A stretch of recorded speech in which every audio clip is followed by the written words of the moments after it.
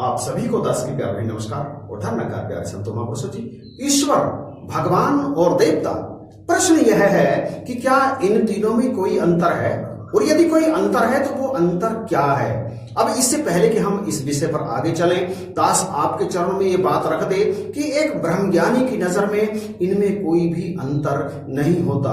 इनकी तो बात छोड़िए, एक ब्रह्मज्ञानी की नजर में तो समस्त जड़ चेतन और जो कुछ दिखता है और जो कुछ नहीं भी दिखता वो सब कुछ ईश्वरमय ही है, अर्थात सब कुछ अद्वैत ही है। द्वैत तो है ही नहीं। एक ब्रह्मज्ञानी की इस दृष्टि की, इस नजरिए की पुष्टि तमाम उपनिषद भी करते हैं। छांदोग्य उपनिषद में कहा है, एक मेवादित्यम, ऐतरेय उपनिषद, आत्मा वा इदमेक एवाग्र आशित। और श्रीमद् भागवत पुराण में स्वयं भगवान कहते हैं, अहम मेवास मेवाग्रे नान्यतस दस्तः परम पश्चादहम यतेतच्च यो अस वशिष्ठते सो अस मय्यहम। नारद भक्ति सूत्र में गोपिकाएं कहती हैं, जित देखूं तित श्याममयी है। जिधर भी दिखता है ये ईश्वर ही, ये श्याम ही तो दिखता है, इसके अतिरिक्त और कुछ दिखता ही नहीं है। सत्संगत फिर भी दृष्टि भ्रम के कारण ये जो तीनों अलग अलग दिखते हैं, इनमें जो अंतर दिखता है वो अंतर नहीं है, बल्कि यदि उसे मर्यादा कहा जाए तो उचित प्रतीत होगा। और आज इस वीडियो में उन मर्यादाओं को, अलग अलग रूपों को अलग अलग करके ही दिखाने का प्रयास किया जाएगा। तो आप बड़े ध्यान से इस वीडियो को देखिएगा। आइए सबसे पहले बात करते हैं ईश्वर की।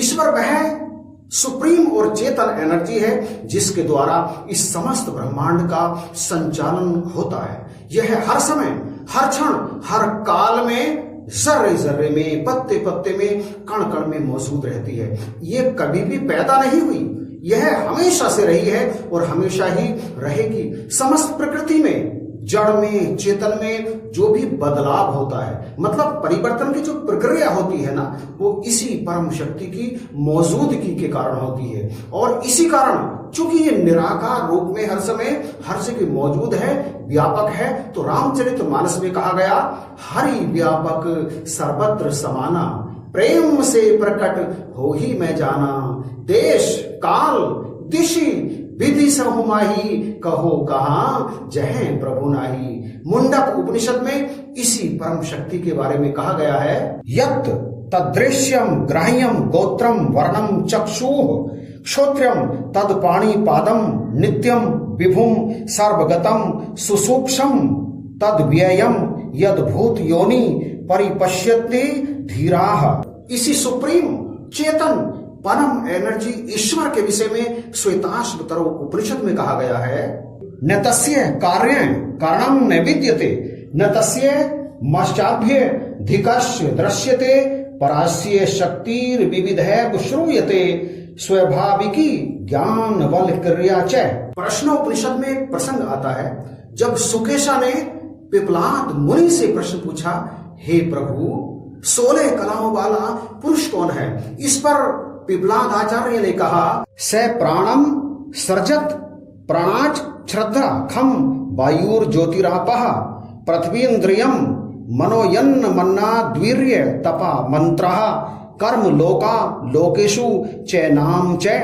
उस पुरुष ने प्राण को रचा, फिर प्राण से श्रद्धा, श्रद्धा से आकाश, आकाश से वायु, तेज, जल, पृथ्वी, इंद्रिय, मन और अन्न को, और अन्न से वीर्य, तप, मंत्र, कर्म, लोकों को, और लोकों में नाम को उत्पन्न किया। इस 16 कलाओं वाले पुरुष की एक एक कला को पढ़ लीजिए, जान लीजिए। सुकेशा से पिपलाद मुनि ने कहा कि यदि कोई व्यक्ति ये कहता है कि मैं इस पुरुष को जानता हूं, तो वास्तव में वो इसे नहीं जानता, और जो जानते हुए भी कहता है कि मैं इस पुरुष को नहीं जानता, वही इस परम पुरुष को जानता है। यही परम शक्ति है, यही परम ऊर्जा है, यही समस्त ब्रह्मांड का संचालन करती है। अगर आप इस परम शक्ति को, इस परम ऊर्जा को जानना चाहते हैं, महसूस करना चाहते हैं, देखना चाहते हैं, तो आप संत निरंकारी मिशन में आकर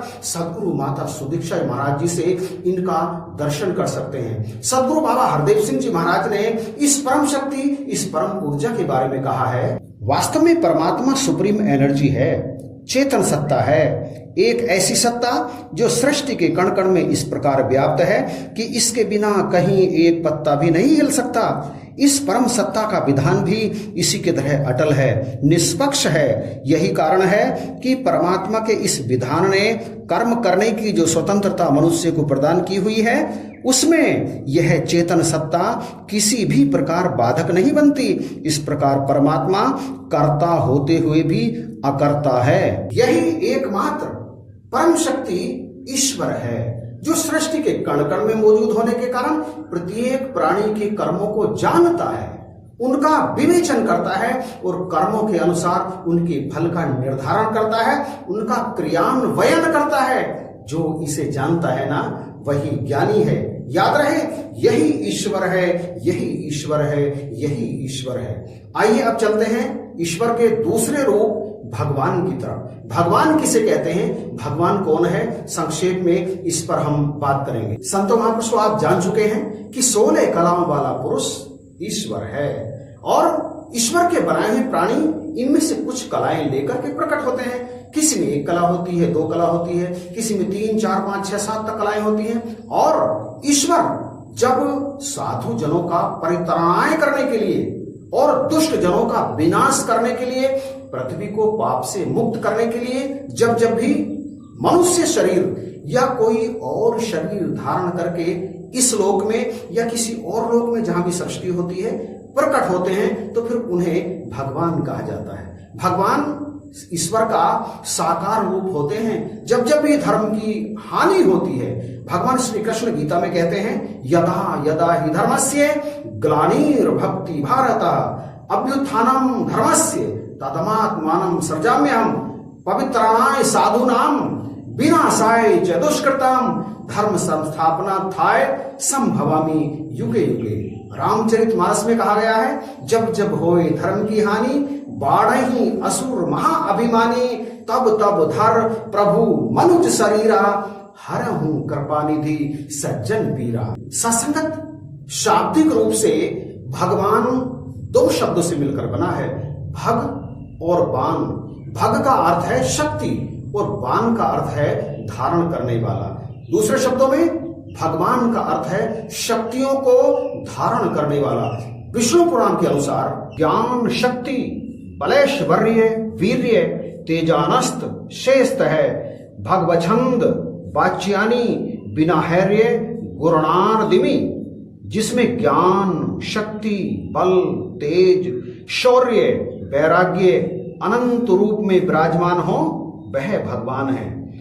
ऐश्वर्यस्य समग्रस्य धर्मस्य यशस्य ज्ञान वैराग्य यश्चैव शरणाम भव इति रणम, जिसमें ये 6 चीज अर्थात ऐश्वर्य धर्म यश ज्ञान वैराग्य आदि चीजें इकट्ठी हों, वही भगवान कहा जाता है या वही भगवान कहलाने योग्य है। भगवान बुद्ध की पाली भाषा में भगवान के विषय में कुछ यूं कहा गया है, भग रागोति भगवा, जिसने राग नष्ट कर दिया है या ध्वस्त कर दिया है।